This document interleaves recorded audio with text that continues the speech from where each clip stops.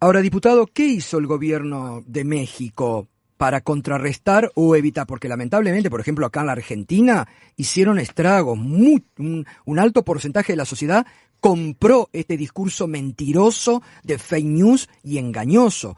En México no tuvieron suerte. ¿Por qué? Han salido de la pobreza nada más en este periodo 13.5 millones de mexicanas y mexicanos. No basta con que Rocha Moya haya pedido licencia, no basta con que Rocha Moya no regrese al poder. Tienen que correr el proceso para que se haga justicia y dejar de protegerlo. Prensa argentina entrevistó a Arturo Ávila. El cinismo de Tania Larios y Ricardo Anaya no tiene límites. Cerimedo, porque se está conociendo que Cerimedo tuvo participación en la última campaña de Chile, pero también se conoció el fin de semana que intentaban penetrar sin éxito en México para voltear al gobierno de Claudia Sheinbaum. Estoy en comunicación con México, con el diputado federal de México por Morena, Arturo Ávila. ¿Cómo le va, diputado? Bueno, la presidenta habló la semana pasada en las mañaneras sobre este caso, denunció, ¿no? Pero ahora se conoce también esto, que Cerimedo y su banda intentaban, algo hicieron en México, ¿no? Para intentar ir No solamente algo hicieron, llevamos ya un tiempo, yo como vocero Morena en la Cámara de Diputados y una serie de compañeras y compañeros denunciando que había sin duda un fenómeno que estaba sucediendo en México que ya llevaba un tiempo muy importante, en donde de pronto, ¿no?, se estaban construyendo tendencias muy importantes de forma artificial en todas las redes digitales, principalmente en X, que es donde trabajan más este tipo de personajes. Hace un año, para la gente que nos escucha allá en Argentina, se pretendió construir un contexto de una supuesta manifestación de la generación Z, ¿no?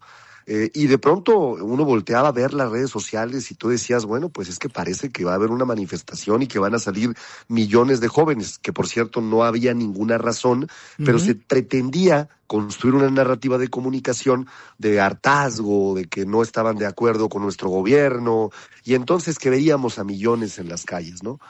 Una vez que llegó la fecha en la que tenían que convocar, pues la primer gran sorpresa es que no había gente en las calles. Claro. Sí nos encontramos con opositores que se colgaron a este tema, pero eran muy poquitas las personas, no había generación Z allá afuera, fue un intento fallido, y dijimos, bueno, ¿cómo se construyó este fenómeno? Y ahí nos dimos cuenta que había varias cuentas que incluso habían cambiado de país para hacerse pasar como cuentas mexicanas, que habían operado en elecciones como Venezuela, Argentina, por supuesto, y que había ya un ecosistema construido para poder apoyar, digamos, artificialmente conversaciones.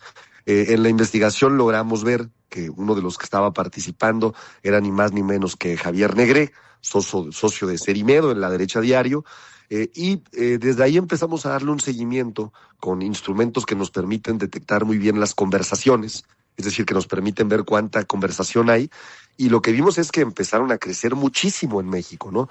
Llegando, incluso antes de este escándalo de Cerimedo, llegamos a denunciar nosotras y nosotros que tenían 500,000 cuentas bots,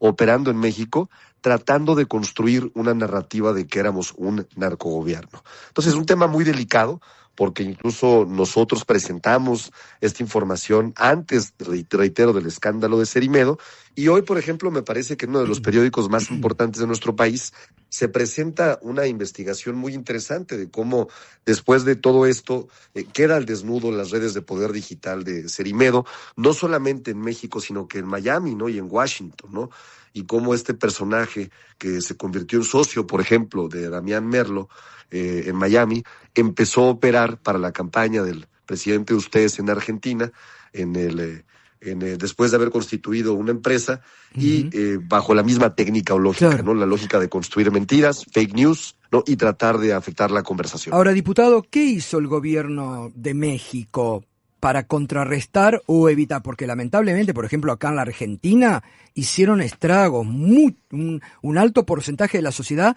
compró este discurso mentiroso de fake news y engañoso. En México no tuvieron suerte. ¿Por qué? Bueno, a ver, hay que decir que en México nuestro movimiento cumple casi 8 años ya gobernando. Sí. Es un gobierno que llega en 2018. Y ha habido cambios muy profundos en la vida de las personas. Por ejemplo, en México se aumentó el salario mínimo y como nunca se había aumentado históricamente, casi a 154%, cuando antes se decía que eso era imposible. Eso permitió, sin duda, aumentar la capacidad, ¿no?, de las familias en materia económica. En México también los indicadores económicos son buenos, hay una disminución de la violencia muy importante, hay incentivos mediante programas sociales para sectores que son normalmente vulnerables, ¿no?, adultas y adultos mayores, programas de educación muy importantes, becas para niñas y para niños. Es decir, en la vida de la mayoría de los mexicanos, y de acuerdo a datos del Banco Mundial, por ejemplo, pues han salido de la pobreza nada más en este periodo 13.5 millones de mexicanas y mexicanos, ¿no? Y no solamente eso, además de la salida de la pobreza, pues hay un cambio notorio en todas las grandes obras de infraestructura que anuncia el gobierno, ¿no? La construcción de la refinería de gasolina Dos Bocas, que permitió que el precio de la gasolina estuviera bajo, la construcción de una infraestructura de trenes que en su momento desaparecieron. Entonces, cuando tú llegas con la gente, a las casas, no permea todavía este discurso digital. Sí creemos y sí pensamos que sí radicaliza, por ejemplo, a las personas que sienten contentas, claro, con la derecha, ¿no? Total. Sí radicaliza, ahora, sí los vuelve... Pero sí. A nivel de esto, a nivel de redes o a nivel digital o de comunicación o de internet, ¿el gobierno tomó alguna medida para, digamos, evitar estos bots y todos los demás? ¿Hubo alguna política de Estado frente a esta injerencia? ¿O no? No hemos hecho una política pública. Es decir, que, mira, en México buena comunicación por parte de Morena, las mañaneras, por ejemplo, que hacía AMLO, que ahora sigue siendo esta presidenta, que eran ejemplificadoras todos los días para desechar y terminar con las fake news. Esas han logrado, por ejemplo, que todos los días hay derecho de réplica. Ahí está. Ponen la agenda política, y eso me parece muy relevante comentarlo. Uh-huh. Todos los días la presidenta a las 7 de la mañana, por un espacio de 1 hora y media, 2 horas y media, muchas veces, está contrainformando en frente de los medios de comunicación. Una rueda de prensa en donde está presente con todos los medios de comunicación y le permite a este espacio, sin duda, poder informar, cosa que no le gusta nada, por ejemplo, al entorno digital que se ha creado, ¿no? No, obvio, ni le gusta nada a la derecha, que la salgan a desmentir y a contrastar. Bueno, pero muy importante, porque hay que aprender cómo comunicar muchas veces por parte de los sectores progresistas, que no saben. Diputado, gracias, es realmente muy interesante lo que nos cuenta desde México. Un abrazo, que esté muy bien, hasta luego, nos vemos. El diputado nacional Arturo Ávila, diputado federal de México por Morena. Ahí no entró.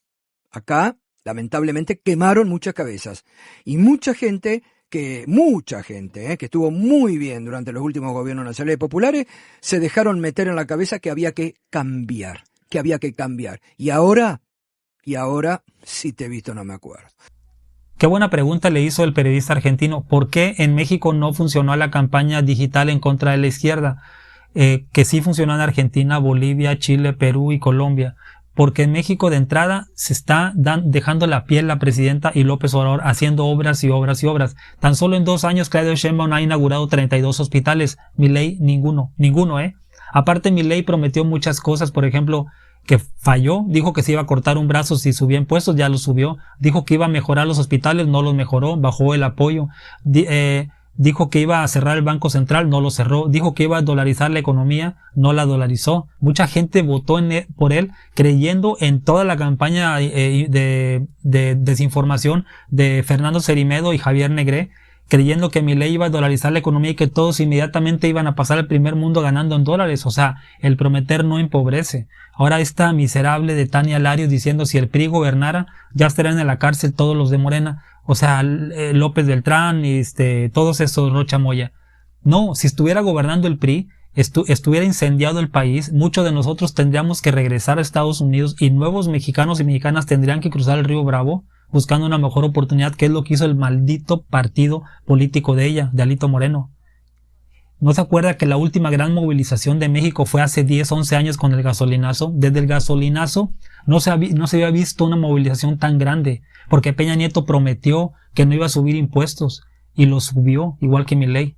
Eso es lo que nos molesta. Ricardo Anaya, un miserable. Si Estados Unidos hubiera aplicado a rajatabla las medidas administrativas que le impusieron a López Beltrán, le hubieran quitado la visa antes de que huyera a Atlanta a esconderse ese rufián. No lo digo yo, lo dijo Javier Lozano, Felipe Calderón, José Antonio Meade, le dijeron delincuente a Ricardo Anaya. Y ahí está, con 17 micrófonos diciendo que Rocha Moya debe entregarse. El problema no es si tiene razón o no ese cretino, es que es el último, igual que Alito Moreno, en estar opinando sobre Estado de Derecho. Dime qué piensas.